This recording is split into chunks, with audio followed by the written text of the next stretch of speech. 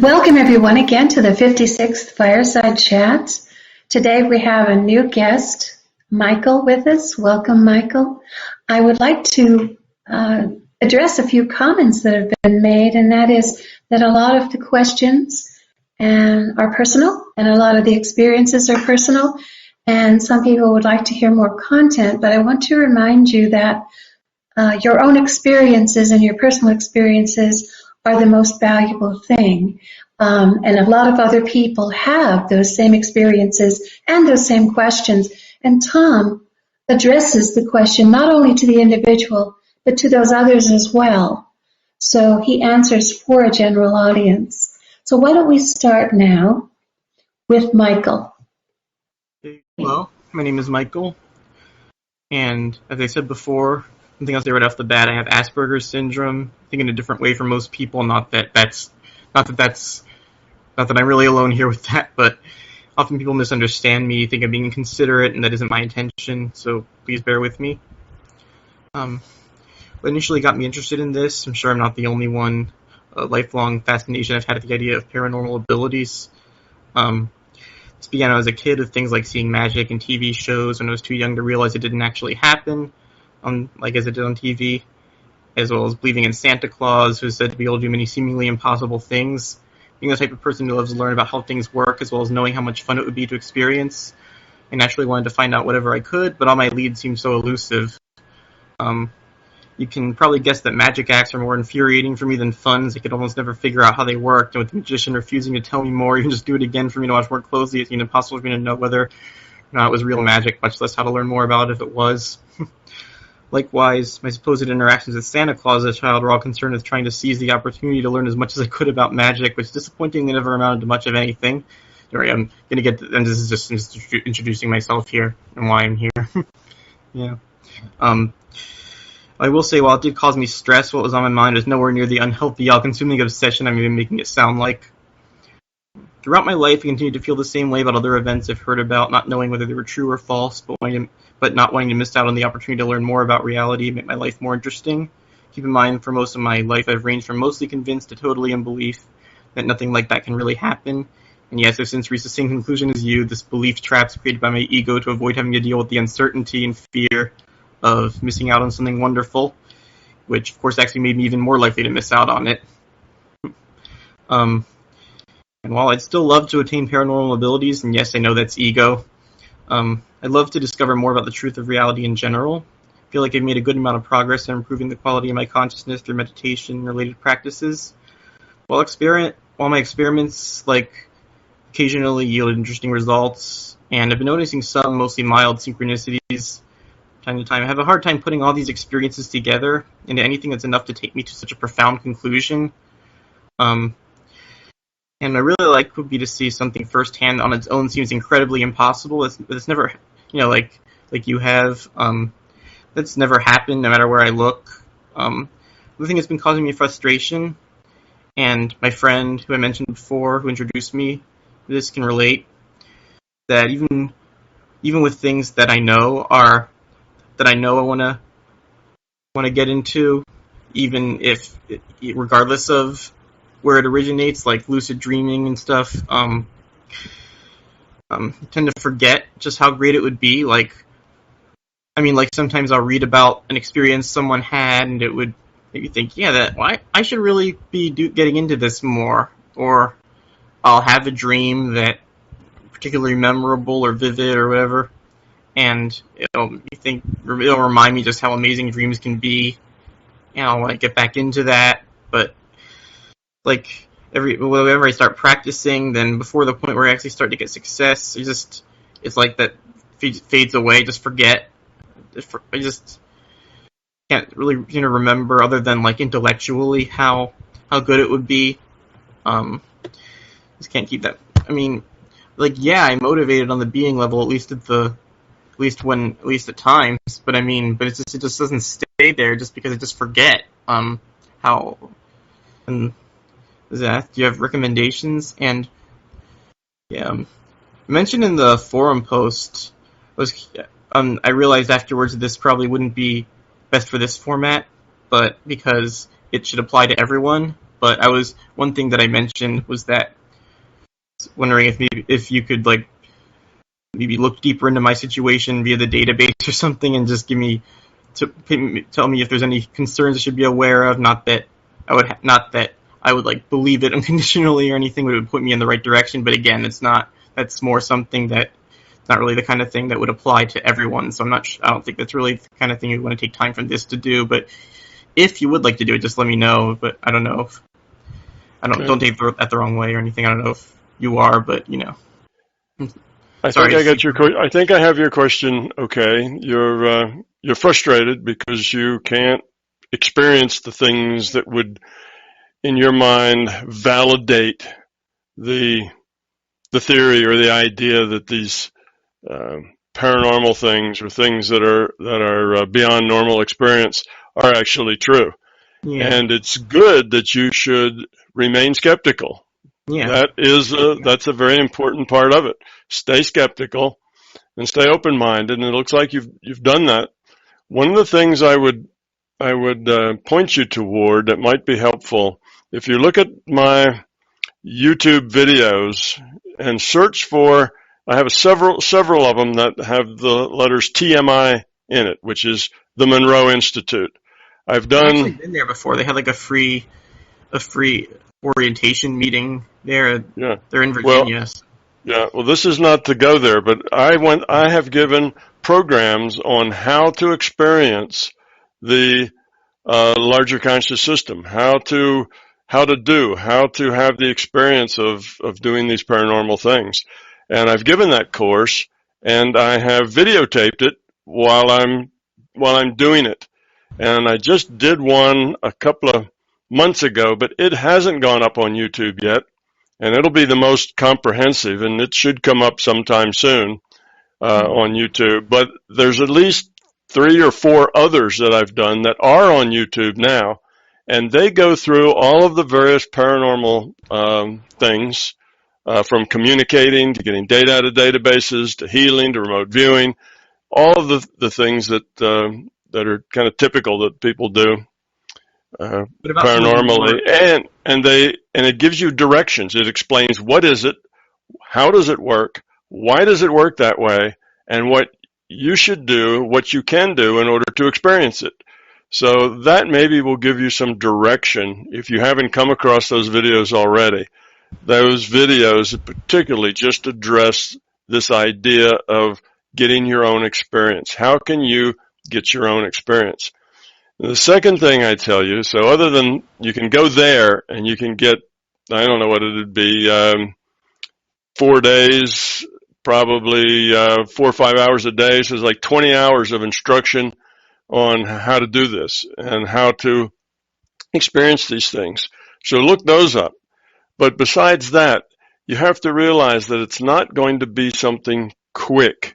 You're going to have stick-to-itiveness. You're going to have to work at it until you overcome your own beliefs, your own fears, your own ego, which are the things that get in the way. And that'll take a little time. I know. It's more though. It's a big part of it though is that, like I said, it's just I start doing something and I give it my all as far as I can tell, but then like after like maybe a day or two, then I just seem to forget like it just have trouble sticking with me, like why I want to do it and everything, and like other than intellectually, which isn't enough. Yeah, well, that's a matter of staying focused. And this does require focus. If you're going to do these things, you'll have to stay focused, not only a day or two, but, several months. Yeah. Let's say healing, using your intent to heal, I would say the average person who works on that, say, half an hour a day in 3 months ought to be fairly good at it. They ought to be able to heal and often, most of the time, have very positive results. Remote viewing is a little harder, but it's the same thing. If you practice at it daily for, maybe 6 months, you ought to get fairly good at it. These things aren't that hard to do, but they do take a lot of repetition and a lot of focus Otherwise, nothing much is going to happen in a couple of days. So that's just, you're going to have an intent, a desire to do it that lasts long enough for you to overcome the things that are inhibiting it. And if you listen to those videos I'm telling, it'll tell you like what's inhibiting it and what the things are you have to do. Basically, you have to approach the world not intellectually, but intuitively. And that is very difficult for some people who live out of their intellects. For other people, particularly right-brain people, that's not all that hard. They can do that pretty quickly. So it kind of depends on where you are, how much focus you have, how long you can, put effort into it. You see, I'm a very left-brain thinker myself. So. Yeah, well, people who are very left-brain thinkers tend to have more difficulty. It takes them longer to get there because they have to allow an intuitive side to blossom, and then they have to develop that intuitive side to the point that it becomes trustworthy, that they can depend on it, that when they get answers through the intuitive channel, they know they've got answers and they can trust that those answers are good answers. And that just takes a lot of practice, a lot of work with it before you get to that point that you can trust it and you can rely on it. So it won't come quickly. So if your problem is that after a few days you kind of lose interest or your mind wanders someplace else, then that's going to be a real big problem. It's going to be very difficult for you to learn these things if you can't focus on them, kind of daily for months. It's especially hard to do when I don't even have the knowledge at the being level, especially that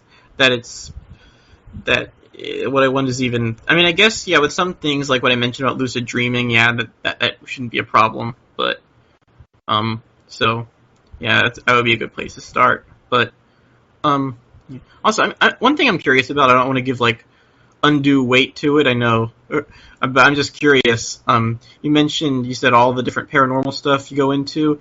Does that include some of the more incredible yet also at the same time kind of more trivial stuff, like the example you always give of levitating rocks and stuff? No, it doesn't. Levitating rocks is not part of what I talk about. That's something that I would love to see. That would be really cool. That's something that is very exceptional. That's not something everybody's going to learn in a few months. That's a very exceptional thing, and it really has little value in it other than it is amusing and probably be a big demonstration. But you also can search Google, the internet, for telekinesis. And you'll find hundreds of videos there that are willing to teach you how to do telekinesis, but they're not levitating boxes of rocks.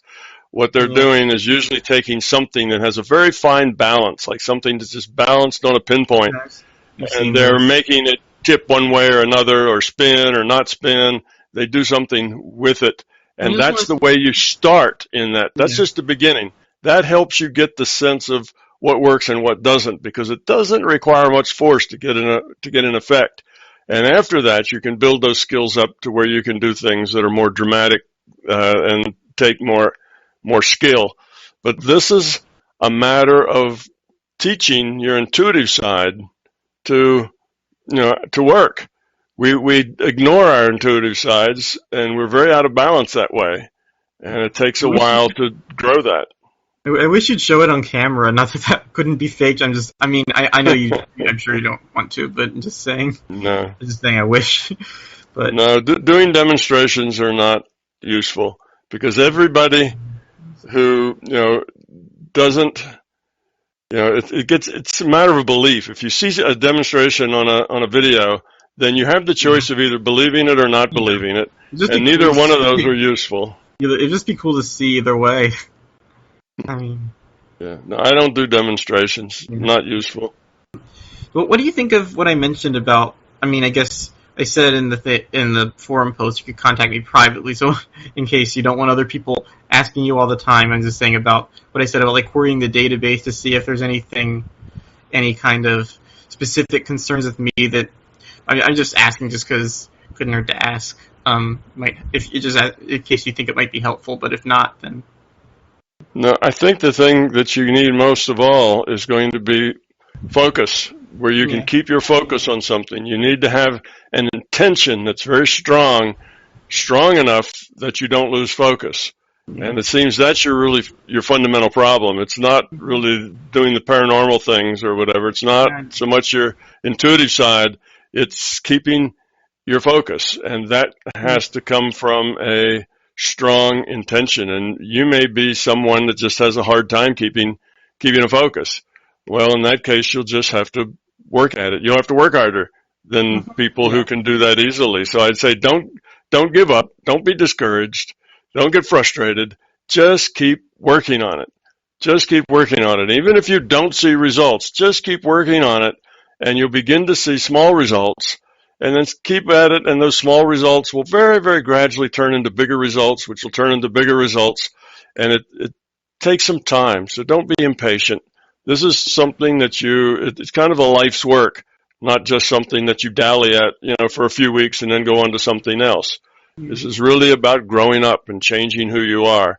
So that's a life's work. So take the long view, be patient, and keep working. From what you read to me, what you said, it looks like you have some successes, and you call them minor successes. They haven't been real dramatic, but that's the way successes start. They start as minor successes, little things that give you pause and say, well, could that have been something? Maybe. A couple of things that specifically stand out. One time when I was really young, there's this restaurant that I used to like to go to in Thurmont, Maryland. It was called the Cozy Restaurant. It's since closed down. But one time, a long time ago, my mom had told me that it closed down before it, and this was years before it actually did. But she had said that it closed down because she thought it did. Then I don't know, maybe a week or so later, I had a dream in which she told me that she was wrong and it didn't actually close down. So, and I woke up, I was like, it was just a dream. I liked that restaurant. I was hoping it hadn't closed down, but then first thing my mom told me it actually didn't close down. So that was pretty interesting. And another thing is one time, I'd say maybe 5 years ago or so, I was sitting in my room. There was a thunderstorm, and I used to be really deathly afraid of loud noises. Like, it was to the point where like when I was at school, then they would page my classroom to tell me before there was going to be a fire drill, so I go outside in advance. But like there was a thunderstorm, and I was thinking to myself, it's interesting. You think I would have been more afraid of thunderstorms as a kid, because at any point there could be a lightning strike, like really close by with like no warning, and that would be like really loud, and during any thunderstorm that could happen, and never had. But I just was thinking to myself, that would be really scary. I'm glad that I hadn't realized that when I was a kid. And then maybe like less than a minute later, I heard like the loudest lightning strike I had ever heard. And interestingly, when later that day, there was this light bulb in the kitchen that had burned out, and it was glowing. It was lit up again. I don't know, maybe like the vibration arc welded it or something. Yeah. I don't know, but that happens. Yeah. Things that was intuitive. You got the intuitive sense about the lightning strike. You thought about it, and then it happened. Those sorts of things happen a lot, and those are exactly what I'm talking about when I'm saying these small things happen. But keep working, and you will eventually get there, as long as you can maintain that intent and that focus on growing up. And don't worry too much about paranormal stuff. Paranormal stuff can be fun, and it's interesting to play with, but mainly focus on letting go of fear, letting go of ego and beliefs. That's the key thing. Focus on that, and let the paranormal kind of come as it comes. Frank, nice of you to join us today. I know you've got some questions for us. Please go ahead. Yes. Thank you, Donna. Hi, Tom. Hi, everyone. Hi, Frank. Tom, I had a few questions around qualia still. I'm still confused about how MBT looks at that. So that's the subjective experience of things. So what it feels like to, I don't know, get a kick in the stomach or to taste chocolate or these things. And so I had a few questions around that because I heard you say that, where's my window now where I have them? So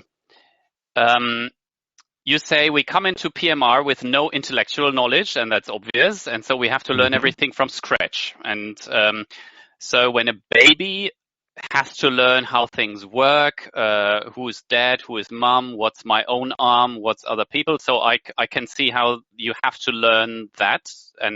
But that I would say that is kind of intellectual learning and interpreting the data the baby gets. But then what about other data it gets, such as pain, for example, or the nice feeling of being kissed by the mother? That isn't really something that the baby needs to learn, no? Because so I'd be surprised if the baby would need to learn to distinguish pain from nice, pleasurable feelings. So I wonder, that's the first question I had around that. So what kind of data really need to be learned to interpret it? And so where is there then also some room for different interpretation? And what other type of data are there in a virtual reality that you don't really need to learn to interpret? Okay. There are things other than facts, of course. And facts are, is this my arm or not my arm? These are facts, right? Is that an apple or is that my mother? You know, you're learning names for things. You're learning what things are. But besides that, because we're consciousness, our intellectual side doesn't just deal in facts. It also deals in feelings. How does that feel? How does that make me feel? Is that a low entropy feeling? Is that a high entropy feeling? You know, and because of the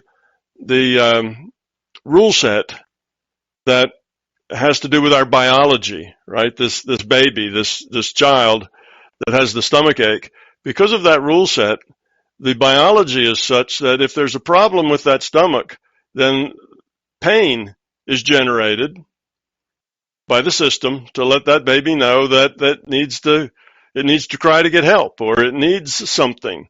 And you as an adult have the same thing. Pain has a purpose. It's to let you know there's a problem so that you can take care of it, or you can maybe not use an arm that's hurting, because if you keep using it, you may hurt it worse.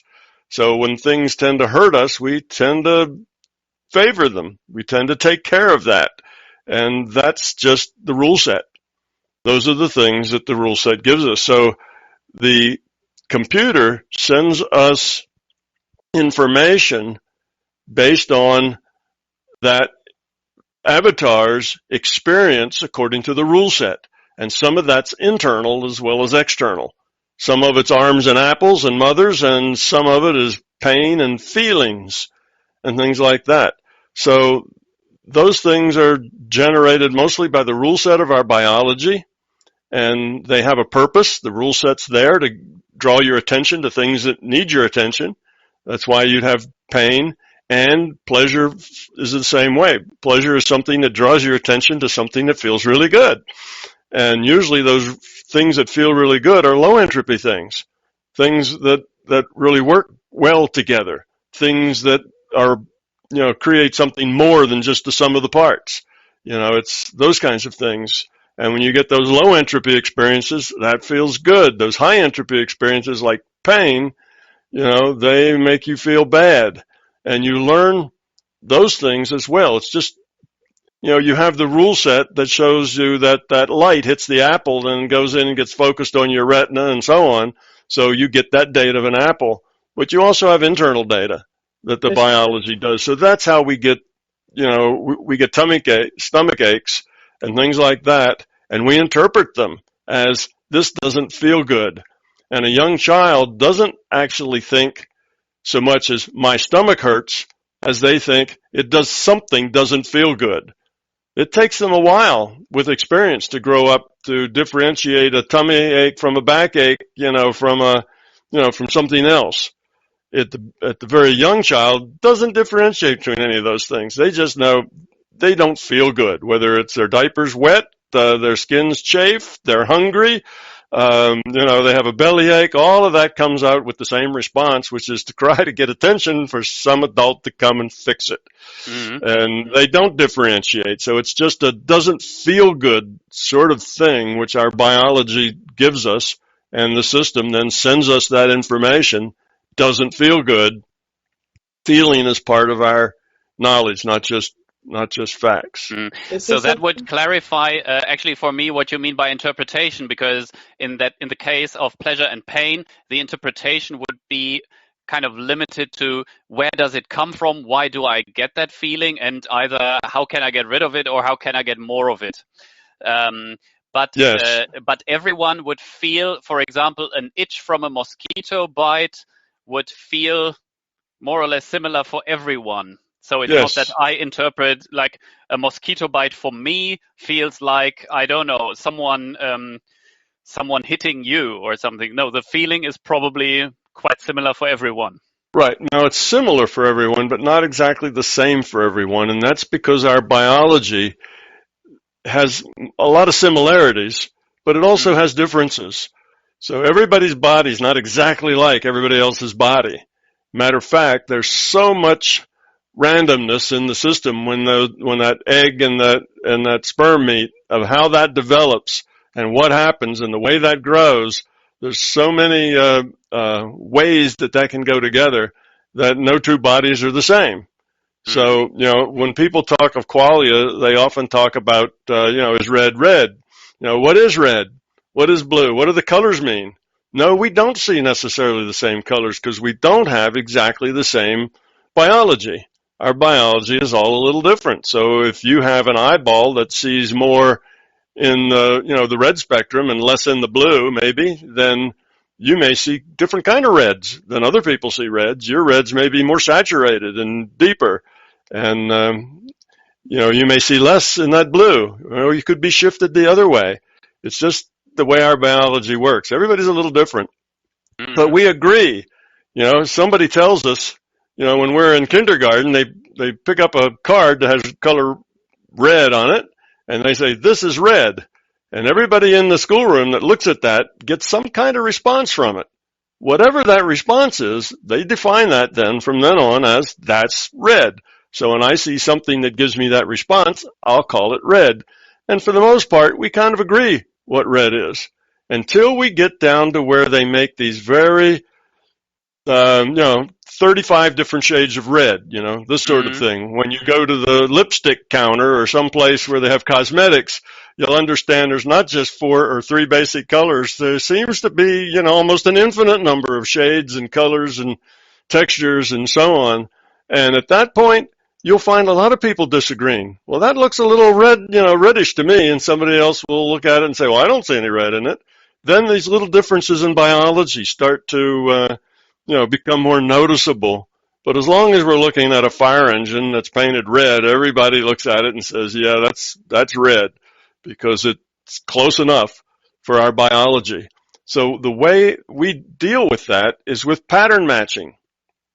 So if we get a new experience, something comes up and we've never seen it before, we try to pattern match it to our own experience. So we'll look at it and we'll say, well, I've never seen anything like that, but I've seen some things that are similar, maybe, and in that case, we do the best we can to pattern match it. And the pattern match may not be a really good one, it may be a stretch, and we may get it wrong, but we think it's, we think it's a duck, but we're not really sure whether it's a duck or not. It sort of walks like one, but it doesn't really sound like one. From our experience, we have very limited experience of duck, so we're not really sure, but we can take a guess at that. And maybe it isn't that at all, maybe it's a duck-billed platypus or something else, just not a duck. It's got some appearances of it, but we don't know because we've never seen one of those. So we look at it and say, oh, look, a duck. That's just pattern matching. So that depends on our own experience base, how well we pattern match. And I've been told by some things I've read in psychology that if you can't come up with a pattern at all, some things are just hard to see. If there's something out there and your pattern match just comes up empty, it can't, come up with anything at all, you have a tendency not to see it. It's almost like it's invisible because you don't have any data to call it anything. So you tend to just look past it, look by it. It's one of those things that's there, but it's hard for you to notice it because it doesn't match any of your data that you have. What about when you're really young and I'm sorry, should I not? Sure. What about when you're really young then and there's a first time for seeing everything, so why wouldn't you ignore it back then? Well, you have to learn. You have to learn these things, and you gather more and more data as time goes on, and you ask people, what's that? And they'll tell you, that's an apple. And so you learn by questioning. And yes, your world when you're very young is very magical. It's got all kinds of things in it, and you don't know what they are. You can tell there's something there, but you don't necessarily notice it. And children don't notice a lot of things. If you've noticed young children, often they just kind of walk through a room and there's a whole lot of things they don't see and don't notice and don't, tune in on. It's very unusual for a child that's never seen an apple to walk into a room, and it's, oh, what's that? It generally doesn't work like that. They only get that apple when somebody hands them one and says, this is an apple, you'll like it. That's then when they do apples. Otherwise, that apple's almost invisible.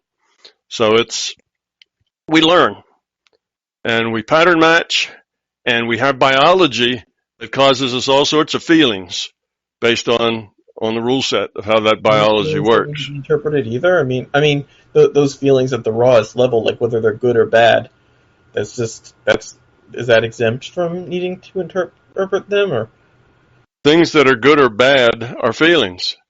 Yeah. Consciousness works in the feeling space as well as in intellectual space. The feeling space tends to be our intuitive space. It's not intellectual. It's not about facts. It's about feelings. And we get feelings about things that make us feel good, make us feel bad, or we really don't, we're somewhere in between. It's neutral.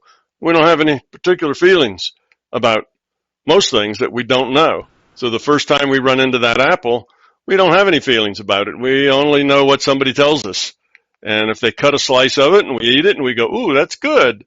Now we start to develop feelings toward things like apples, maybe even feelings toward things called fruit altogether, just because now we can pattern match that apple to fruit in general as we learn more about what fruit is.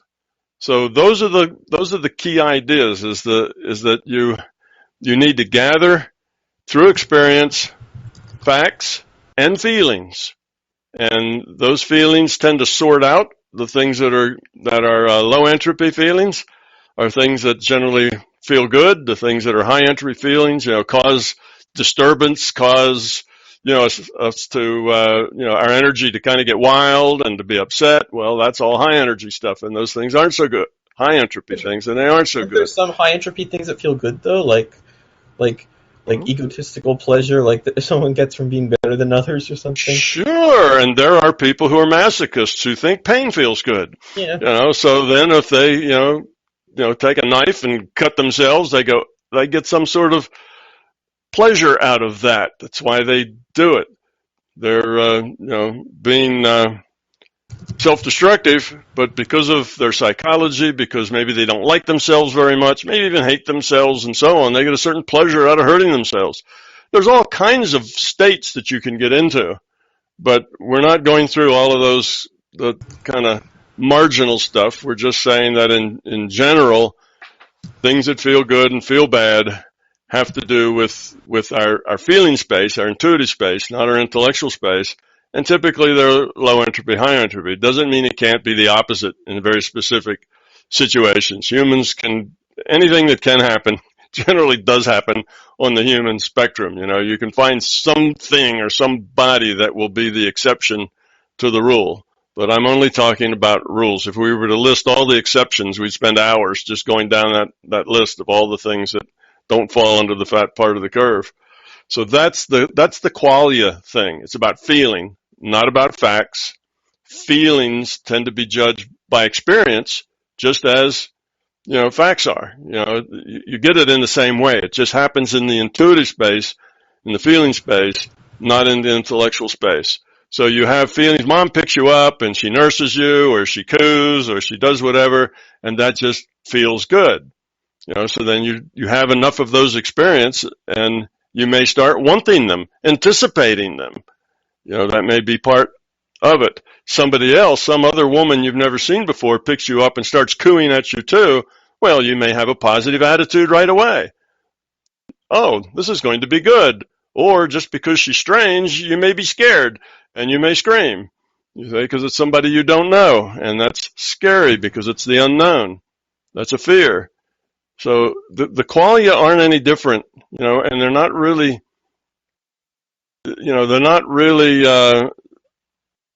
processed differently in the sense that we have intuitive space and intellectual space. We have the being, it's like the being level space and the intellectual space. And we process both ways, and the rule set interacts in all of those, including our feeling space. Things that hurt from things that don't, from things that feel good. So does that answer your question, Frank? Yeah, that's great. And I also, just to say, I really like that, Michael, you jumped in, because that shows that somebody else found the question interesting, and also it gives it really some chat atmosphere. So that's, if you want to add anything to that, you're very welcome. Don't forget to ask what you said about having to relate everything back to PMR, because I'm interested in the answer to that too. Yes, exactly. Tom, you said that people who go to NPMR, they need to interpret everything, all the data they get there, in terms of their experience base in PMR. So I was also curious there, because that's sometimes so different that, let me just find back my question.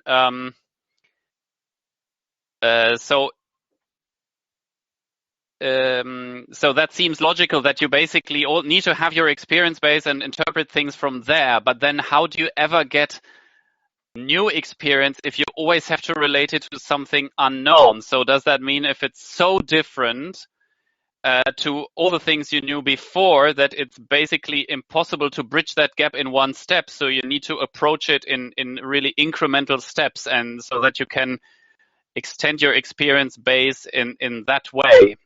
Yeah, exactly. If the differences are like you've never seen that before, but you've seen things that are somewhat related or similar, then we just pattern match, and we take our best guess, and that's what we think it is, even if we're not sure. We kind of start with that as our guess. So we don't have to have precise experience to match everything, because we pattern match, and that pattern match has got errors in it, and we accept those errors.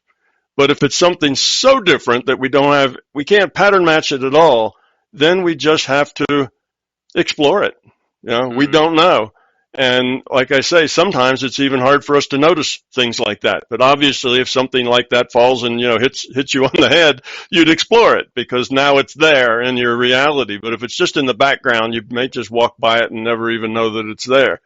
But if it's something you have to deal with, then it's like, I don't know what this is. I have no clue, but let's see. Is it bigger than a bread box? Is it mineral, a vegetable? What is it, and how does it work? Poke it with a stick and see what happens. That sort of thing. We just have to explore it.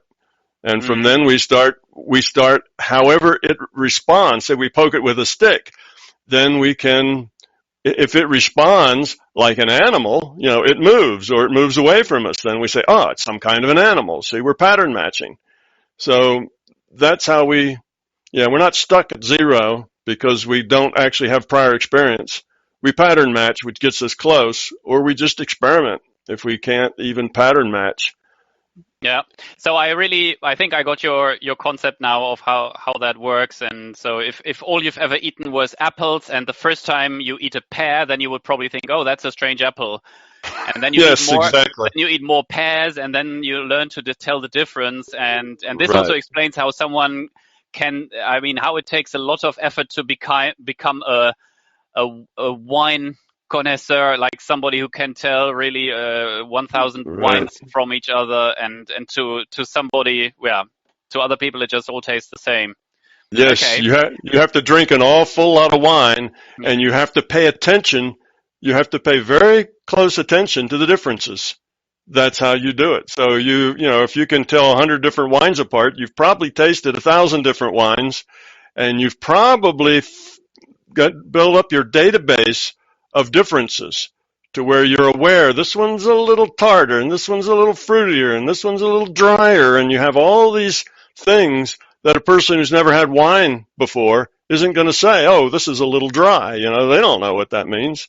And if somebody tells them that, oh, this is a very dry wine, you should eat this with fish, you know, they'll have no idea what a dry wine is. That'll sound stupid. Wine is a liquid. What do you mean it's dry? You see, they won't have any way to process that information. So yes, you build that up out of a lot of experience to where you become an expert, and you do that because you enjoy the thing, you like the thing, you are focused on that, for somehow that is something that you want to spend your time picking apart and differentiating the details.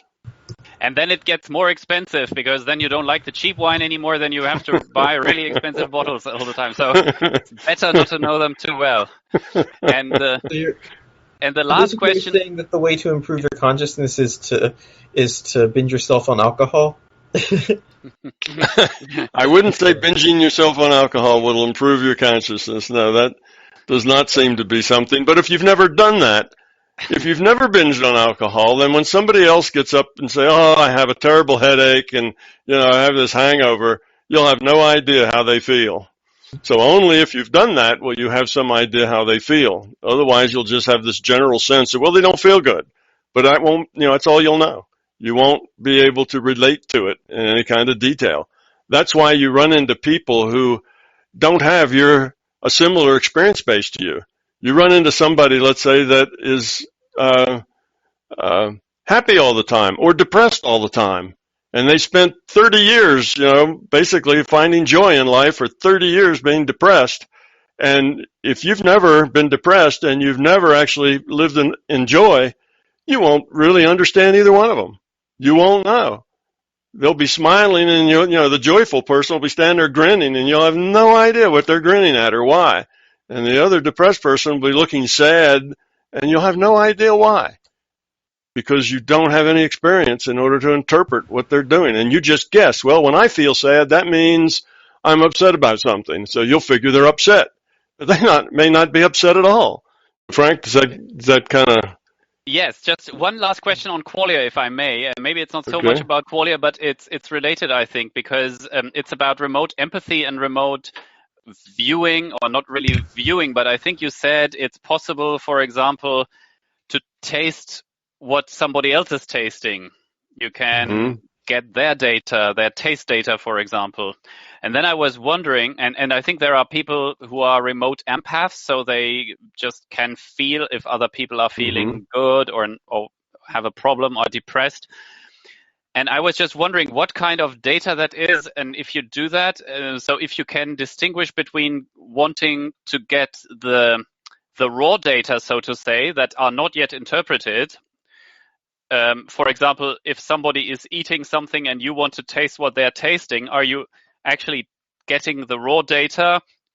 Let's say they are eating some sort of fish that they really like, but you really hate it, and you get the raw fish data. So can you say, will you say, oh, that doesn't taste good at all? So you would get the raw data and you would interpret it your way, or you interpret it the way they are tasting it, or can you decide what you want to get? I have just a little bit of experience with that, and I have tasted things that other people were eating. That was kind of some experimenting I did with that a long, long time ago. And, you know, you could get a mixture of those, because you can get people's feeling in the sense, oh, that person's really enjoying what they're eating, and you can pick that up. And if you get the flavor, that would be kind of the raw data of that flavor. And you may think, well, I wouldn't enjoy that, you know, or, oh, that's really good. But if it's not in your database, you'd pattern match it. Oh, that's kind of bitter in this, but I can't really place it. It just kind of has this, you know, this bitter flavor, or maybe it's a sweet and sour, you know, mixture, but you couldn't really place it. You couldn't say, oh, that must be a such and such. You still would have to pattern match what you'd get. And if you had no idea, that would be hard to pattern match. You know, somebody else's taste, because a sense of taste and whether that taste is good or not good is personal. All kinds of people eat very strange things. As you go around the world and you go to different cultures and different places, the foods are dramatically different that people eat. And the flavors that they find enjoyable are very different. And a lot of things, the first time you try them, they're awful, but you eventually develop a taste for them to where you think they're good. Like coffee. Billions of people drink coffee and have to drink it every day, but most people, the very first swallow of coffee they get, particularly if it's just black coffee, it's like, yeah, who would want to drink that? It's bitter and it's not particularly pleasant at all. But because everybody drinks coffee, then you drink coffee when everybody else does because everybody's doing it, and pretty soon you love your coffee and it just tastes wonderful to you. So tastes are part physiology and part interpretation. It's not really a fact. I think small children don't like French cheese, for example, like really strong cheese in the beginning because they only like sweet stuff, and then it's my own experience as well. Then I was an adult. I was eating I remembered it was almost the same taste, but suddenly I liked it. So that's also but that's a biological development probably. Yeah, probably. And one last thing on the remote empaths then, because those people, they will probably then not get the raw data, but the interpretation, because if a person is depressed or feeling extremely happy, that's their interpretation of their situation at that moment. So this is what the remote empaths get, right? Yes, the remote empaths get their interpretation of how that person feels. So they feel that the person feels good, but they probably don't know exactly why they're feeling good or what's making them feeling good, just that they feel good. So they can't say, oh, this person's feeling good because they're watching a movie about such and such, about Santa Claus giving gifts to little children or something, and everybody's happy. You wouldn't get that. What you'd get is people are generally feeling very positive and very up without getting anything of the subject matter. You just get the sense of the feeling. If you were empathic, you wouldn't know really why they were. You wouldn't see the movie they were watching. You would just get the feeling with it. That would be too hard to do. To get the feeling, to get the movie they were watching is a much higher bandwidth issue. And you'd have to have other skills like, remote viewing and other things going on in order to do that. Not that it's impossible. It's just much harder to do. So typically people wouldn't get that. They just get the feeling because that's more of a low bandwidth thing, which makes it easier to get than something that is really high bandwidth as far as information and data flow. Mm-hmm. So yes, you just get bits and pieces of it in which you interpret based on your own experience. So that's why, that's why I say that you have to always be skeptical, because what you get is not necessarily what's there. It's your interpretation of what's there. It's your interpretation of the data you receive. And you can interpret it poorly. Your pattern matching can be off. That's the male-female thing, right? Where men don't understand what women mean. They say, oh, I've got this problem at work, so-and-so and so-and-so. They're not looking for a solution. They're looking for a little warmth, a little, oh, I'm so sorry, my dear. They're looking for a little of that, not somebody that tell them what they should have said. That is not helpful to them, whereas males don't think of it that way. So we interpret things in terms of our own patterns. And when the patterns are different than ours, we tend to come to erroneous conclusions. So what we think people mean and what we think people say and what we think people are experiencing may not be that, what they're really thinking, feeling, experiencing at all. It's just our interpretation of it. And that's why you have to be skeptical of everything. So when you go into an altered state and you hear a voice and the voice tells you something, don't believe it just because it came in a voice, or even don't believe it because the voice said that it was it was God. You need to be skeptical of everything because you interpret it, and those interpretations are based on your fear as well as your knowledge, and experience. It's also your fear, your ego, and your beliefs are part of that interpretation.